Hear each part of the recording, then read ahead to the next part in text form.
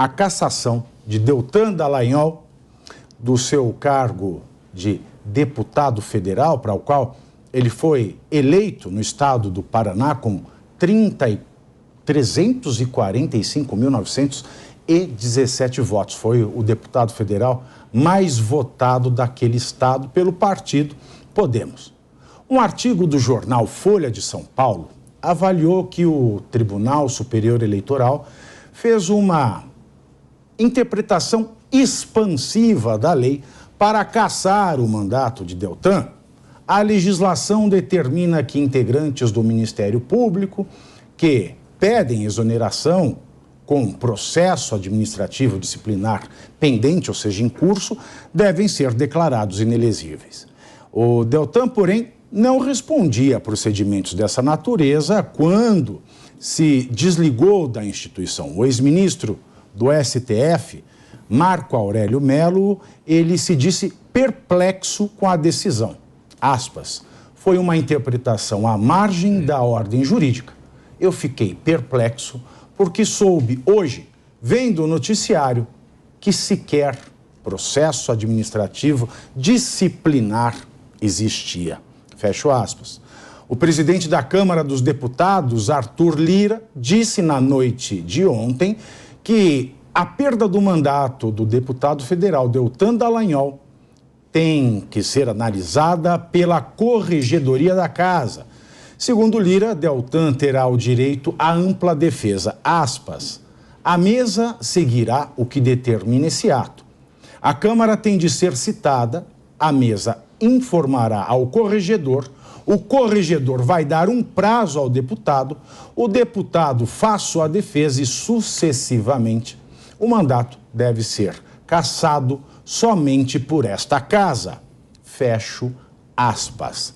Bom, recapitulando a novela, Deltan foi cassado pelo TSE por unanimidade, é isso que me assusta, Nelson, é a unanimidade, com base na linha Q do inciso 1º do artigo 1º da Lei Ficha Limpa, que diz que juízes de qualquer esfera, estaduais ou federais, promotores, membros do Ministério Público, de qualquer esfera, estaduais ou federais, que forem exonerados ou como forma de punição, aquela punição bonita de juiz e promotor que só existe no Brasil, a condenação à aposentadoria, a condenação a não ter que trabalhar e receber a aposentadoria. Então, esses dois casos, o exonerado, o expulso, o mandado embora, e o aposentado como condenação, tanto o juiz quanto o promotor, são inelegíveis por 8 anos.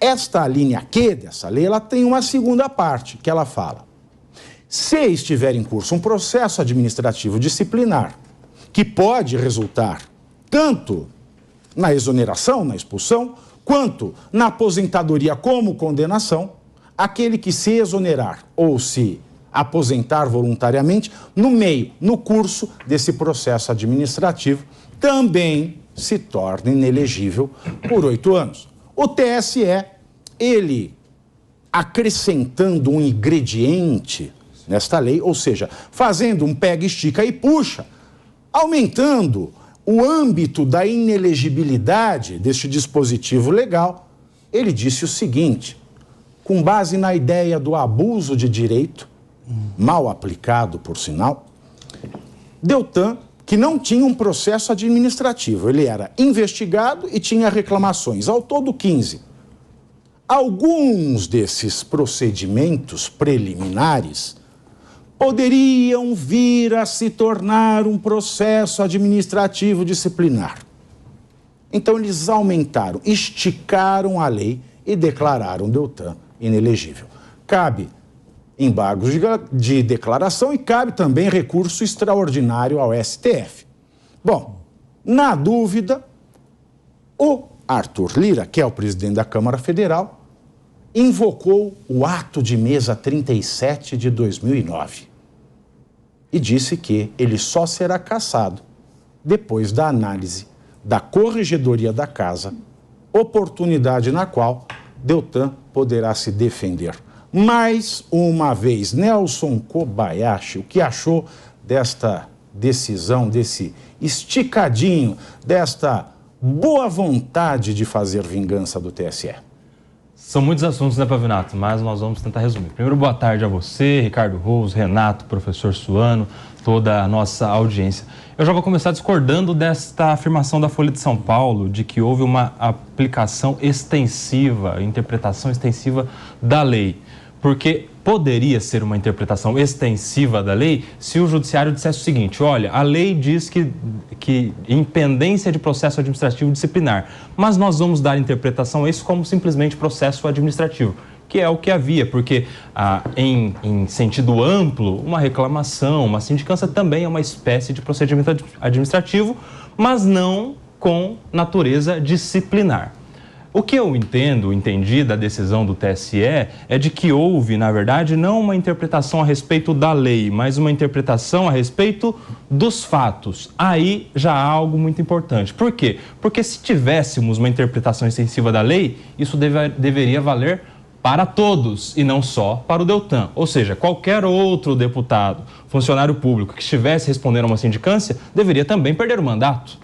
Porque, afinal, a aplicação seria de interpretação da lei. Mas, no caso do Deltan, houve uma interpretação a respeito dos fatos. E quais fatos? O fato dele ter se desligado do Ministério Público antes do teto, do prazo final que a lei eleitoral exige e, segundo a interpretação judiciária, como meio de fraudar um processo administrativo disciplinar que viria. E aí é a minha crítica a respeito dessa decisão. Porque isso foi interpretado pelo TSE com base em presunção. Presunção. Presumiu-se que ele saiu antes para evitar um processo disciplinar. Presumiu-se que ele sabia que existiria no futuro, naquele momento, um processo disciplinar e ele se anteveio. Então, essa é a minha crítica, porque poderia ser uma fraude? Poderia, mas para isso deveria ser provado. Precisaríamos ter prova. Tem um exemplo na nossa história recente parecido com isso. Lembra quando Dilma Rousseff nomeou Lula como ministro da Casa Civil? É um ato que parece ter legalidade, é editado por quem a lei diz que tem poder para nomear um ministro, tem forma de legalidade, porque é por meio de decreto publicado no Diário Oficial, mas a finalidade é distinta. Era para evitar uma punição, na época, da Vara Federal de Curitiba e mudar a competência. Só que naquela ocasião, houve uma prova dessa fraude ao sistema legal, que era o quê? A tal da ligação do Bessias. Então, tínhamos uma prova, essa prova passa por cima de qualquer presunção e torna um ato ilegal. Depois essa prova foi considerada ilegal porque foi uma gravação fora do prazo da interpretação. Mas naquele momento ela era legal. No caso do Deltan não tem prova, nem prova ilegal, como era no caso do Lula. Então a crítica é essa inicialmente. O TSE fez uma interpretação com base em presunção, e pior, presunção de culpa, quando o nosso sistema constitucional sempre trata a presunção do ponto de vista da inocência. No nosso sistema, boa fé se presume e a má fé é que se comprova, Pavinato. Bom, deixa eu fazer uma pergunta. Vamos partir desse pressuposto da Folha de que a interpretação foi extensiva, né? Houve aí uma fraude e que ele poderia vir a ser condenado num processo que poderia vir a existir. Pavinato, verbos do próprio... Eu só não quero partir, pelo menos da minha parte, certo, que a interpretação foi extensiva. Tá ok. Discordo, tá? O Nelson também discordou. Tá. O Nelson também discordou. Sim, é verdade. Tá? Mas eu quero me basear na Folha. Eu quero fazer um exercício com base no argumento da Folha de São Paulo agora. Imaginando que tenha sido extensivo. É assinado por quem, a Folha? Eu não sei, você não lê jornal? Leio bastante. Então começa a ler melhor. Então começa a ler melhor. Procura aí, enquanto isso. Ou você acha que eu estou falseando aqui uma matéria... Ô, Renato, você está muito inspirado, viu? Em algumas pessoas, viu? Porque determinadas falas, ô Pavinato, com todo respeito, se você te fala, vamos partir do pressuposto que é uma interpretação extensiva. Não, então você faz...